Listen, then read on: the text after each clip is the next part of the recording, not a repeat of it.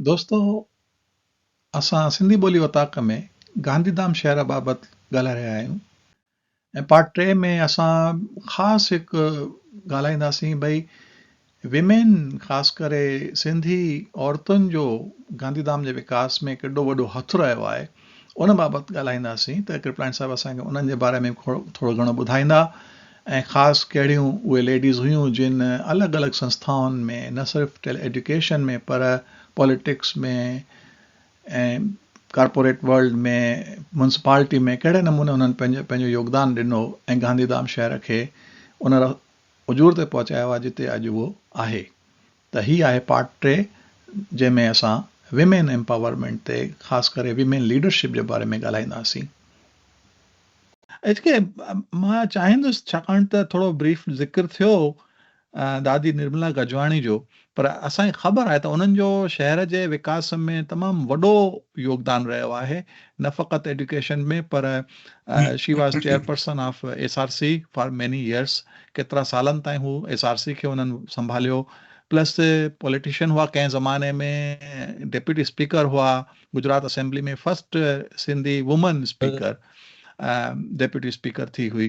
त पर you know better she is no more, पर उनजी लेगेसी जेका आहे बोथ शहर जे विकास में एजुकेशन में तमामु वॾी आहे। त थोरो निर्मला गजवाणी जे बारे में ॿुधायो, because I know U work with her also.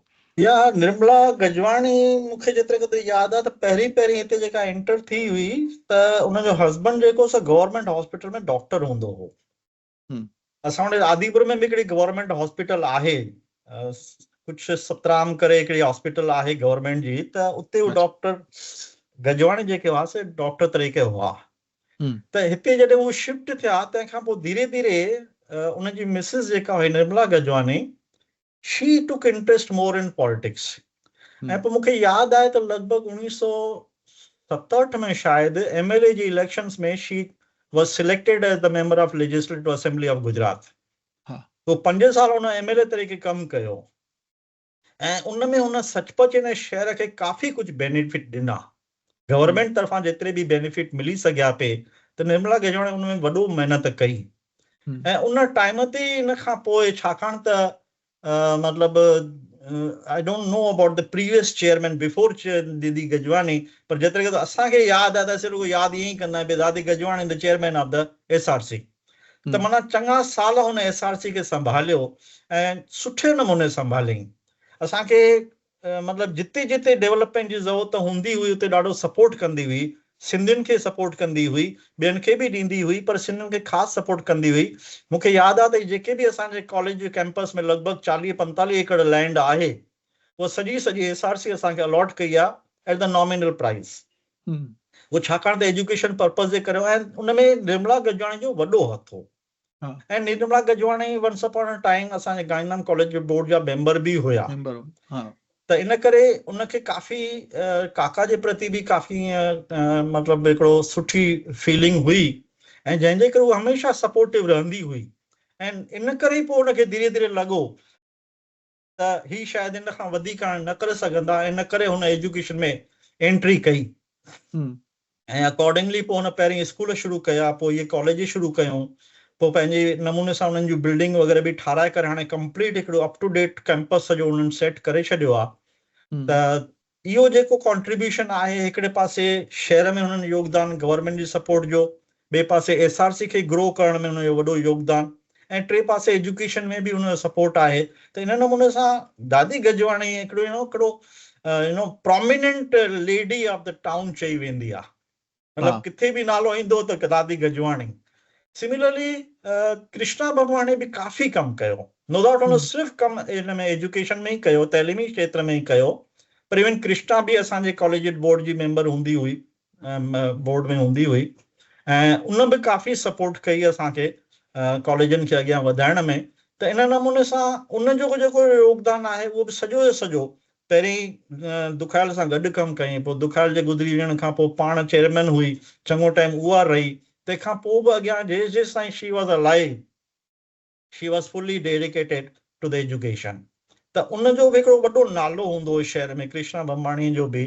ऐं सिमिलरली ही जेके काका तोलाणी जूं पोइ डॉटर्स वग़ैरह आयूं, पहिरीं जामवंती कनल हुई, पर उहा त एतिरी लोकल सोसाइटी में डेवलप न थी पंहिंजो पाण खे, छाकाणि त रहंदी हिते कोन हुई, पर अंजना हज़ारे पंहिंजो पाण खे वॾो माना हिन शहर खे, ऐं again she was for the town, ख़ाली पंहिंजे कॉलेजिस खे न ॾिसंदी हुई, पर उहो जिते किथे बि हर ॻाल्हि जे बारे में, छाकाणि त अमेरिका आयल हुई अमेरिका खां, त हिन करे जिते किथे हीअ गंदगी आहे, हीअ सफ़ाई कोन्हे, पोइ म्युनिसिपल काउंसलर सां गॾिजंदी, म्युनिसिपल प्रेसिडेंट सां गॾिजंदी, MLA सां गॾिजंदी, MP सां गॾिजंदी, उन्हनि खे चवंदी न अचो मूंसां गॾु ॾिसो अची करे हीअ कहिड़ी हालत आहे, हिनखे कुझु इम्प्रूव कयो, हिनखे कुझु इम्प्रूव कयो।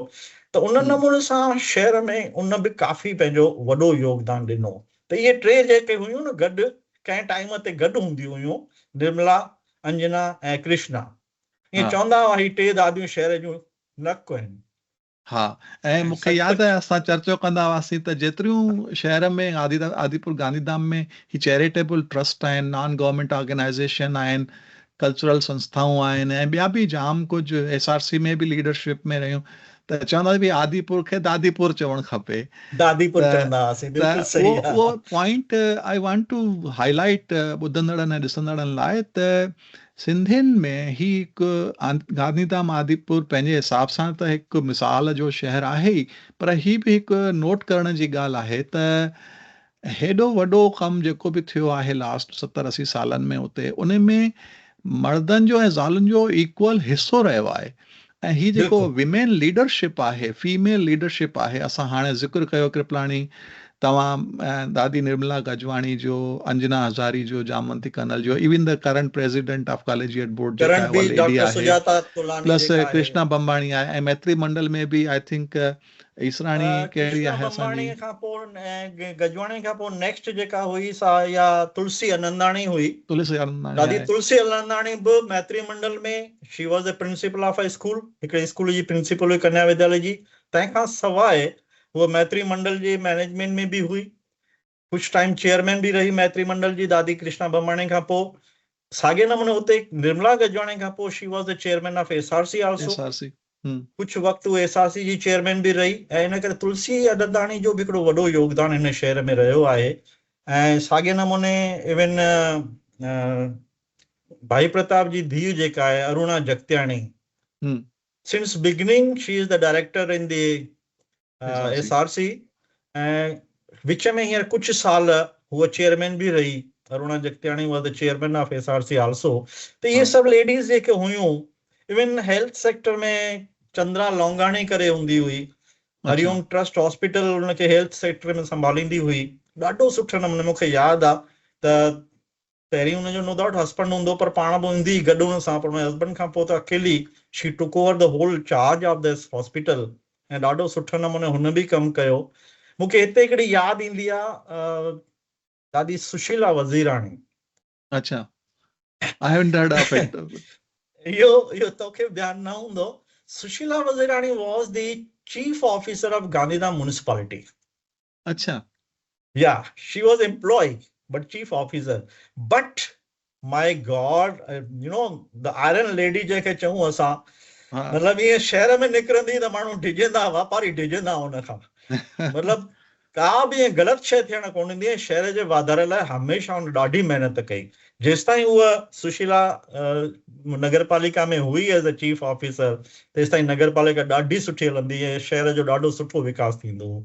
त इन करे मां हुनजो कॉन्ट्रीब्यूशन बि शहर जे विकास में न भुलजंदुसि। ऐं शहर जी नगर पालिका जी BJP जी प्रेसिडेंट विष्णी बि रही ईसराणी, त माना शहर जे विकास में Krishna Bambani was also once the president of Gandhidham Nagarpalika. Yes. Okay, very Krishna good. Bambani So it shows that Sindhis have demonstrated that we value women contribution असांजो शहर जे समाज जे विकास में, एजुकेशन में, हर शइ में, ब्यूरोक्रेसी में, पॉलिटिक्स में। ऐं हिकु वॾो मिसाल आहे भई सिंधी इक्वली जेंडर खे वैल्यू करनि था ऐं छोकिरियुनि जे विकास लाइ, लेडीज़ जे विकास लाइ बि अपॉर्चुनिटीज़ क्रिएट कयूं आहिनि।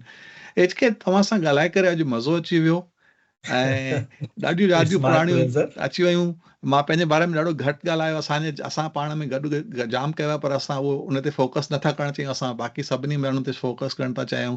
त हीअ सभु ॻाल्हियूं उजागर करण लाइ, असांजे साम्हूं रखण लाइ HK thank you for going through five decades of your experience and sharing. ऐं ॾाढो मज़ो आयो ॻाल्हाइण में. आख़िर में कुझु चवणु चाहींदा असां पूरो कयूं हुन खां पहिरीं? न, बसि मूंखे बि काफ़ी आनंद आयो ऐं मां पंहिंजे लाइफ में ॾाढो ख़ुशि आहियां. अॼु जी तारीख़ में पुठियां निहारियां थो जेकॾहिं त ईअं लॻंदो आहे त ज़िंदगी में सिर्फ़ु सुकून ई आहे, उन खां सवाइ कुझु बि कोन्हे. ऐं जेको बि कयो आहे हिकिड़ो प्राउड थींदो आहे. अॼु हेतिरा ॿार जिते जिते बि आहिनि यादि कनि था, फ़ोन कनि था, ॻाल्हाइनि था. शहर में बि जेके माण्हू आहिनि उहे सभु जा सभु रिस्पेक्ट सां ॾिसनि था त हिकिड़ो वॾो अपॉर्चुनिटी मिली. मां त चवंदो आहियां असांखे शहर में अपॉर्चुनिटी मिली काका तोलाणी जे अचण सां. शायदि न त असां एतिरो पढ़ी बि न सघूं हा, मूंखे ख़बर न आहे. छो त हिकिड़ो फैक्ट लाइफ जो थो ॿुधायां त मुंहिंजा डैडी जेके हुआ, मुंहिंजा पेरेंट्स जेके हुआ, दे वर lower middle class when we came here. उन्हनि जो हिकिड़ो कपिड़े जो रिटेल कपिड़े जो दुकानु हूंदो हो. ऐं जीअं ई नंढा अॻियां पढ़णु शुरू कयोसीं त चवंदा हुआ रोज़ स्कूल मां थी अची दुकान ते वेही रहो. इहो रेगुलर असांजो हूंदो, कंपल्सरी. इन करे नंढपण असां ॿारनि वांगुरु रांदि वांगुरु कुझु कोन कयूं. बट जीअं ई मां एसएससी पूरी कई त सभु जा सभु घर जा भाती विराए विया. भई तूं हिकिड़ो वॾो पुटु आहीं, दुकान तोखे संभालणो आहे. तुंहिंजा डैडी त हाणे वॾी एज जा थी विया आहिनि त you have to look after the shop. I don't know, I was inside I was feeling uncomfortable. इहो त नसीबु हुयो जो हिते लोकल शहर में तोलानी कॉलेज हुयो हुन टाइम ते. ऐं मां पोइ उते दुकान ते वेही करे पासे में धीरे धीरे डैडी खे मस्को हयो. डैडी तव्हां दुकान था चओ न, मां संभालियां थो, डोंट वरी. पर सुबुह जो रुगो मां सवेल उथी करे, दुकान त 9 बजे खुलंदो आहे, मां 7 में उथी करे कॉलेज हली वेंदुसि. उतां 9:30 बजे मोटी ईंदुसि. पोइ सॼो ॾींहुं मां दुकान ते हूंदुसि. This is how I finished my graduation. Yes, but I could do that. ऐं तंहिंखां पोइ जेकॾहिं वरी मूं में पैशन जाॻियो, पोइ of course the parents supported me. तंहिंखां पोइ बि जॾहिं मुंहिंजा डैडी गुज़रिया, हुनजे अखियुनि में हिकिड़ो शुक्र हुयो बिना असांजे ॿारनि कुझु कयो आहे. त I am happy for that. इहो डेस्टिनी बि हुई, नसीब बि हुयो, महिनत बि हुई. वो चवंदा आहिनि भाई, ॾिसे भाई डार्कनेस में हिकु कैंडल जलाइण बि वॾी ॻाल्हि हूंदी आहे. And you have literally lit thousands of candles पंहिंजी हिकु कैंडल मां, इंक्लूडिंग योर ब्रदर्स जेको हिन वक़्तु सक्सेसफुल चार्टर्ड अकाउंटेंट आहे, गांधीधाम जो वॾो. हू बि जिते गॾिजंदो आहे सभिनी खे इहो ई चवंदो आहे, जे काका तोलाणी न हुजनि हा त अॼु बि असां दुकान ते वेठा कपिड़े जा वाल मापियूं हा. सही ॻाल्हि. अॼु बि उहा अखर चवंदो आहे सभिनी खे, भई काका तोलाणी हो जंहिं करे असीं पढ़ी सघियासीं, जंहिंजे करे अॼु मां हिन पोज़ीशन ते पहुतो आहियां. त इहे सभु ॻाल्हियूं जेके सभु शहर जा माण्हू चवनि था, काका जो योगदान सचमुच ॾाढो वॾो आहे हिन शहर लाइ. ऐं अगेन रहंदो बि, हिन खां पोइ बि रहंदो, अहिड़ी मुंहिंजी दिलि इच्छा आहे. So thank U. तव्हांजी वॾी महिरबानी एच के मुंहिंजे लाइ टाइम कढण जी, सिंधी ॿोली ओताक में अचण लाइ, ऐं माण्हुनि खे ॿुधाइण लाइ त शहर वॾण लाइ न फ़क़ति तव्हांखे फिज़िकल इंफ्रास्ट्रक्चर खपे, पर एडुकेशन बि तमामु ज़रूरी आहे. ऐं उहो बि असांजी कम्यूनिटी पाण पैदा कई पंहिंजे लाइ अपॉर्चुनिटीज़, जंहिंजो हिकु मिसाल न सिर्फ़ु एच के आहिनि, पर उहे प्रेरणादायक टीचर रहिया आहिनि ऐं शहर जे विकास में पूरो कॉन्ट्रीब्यूशन कयूं था. हाणे हिन खां पोइ शहर जे विकास में थींदो आहे कल्चर, जंहिंजो ज़िक्र कृपलानी साहिबु कयो.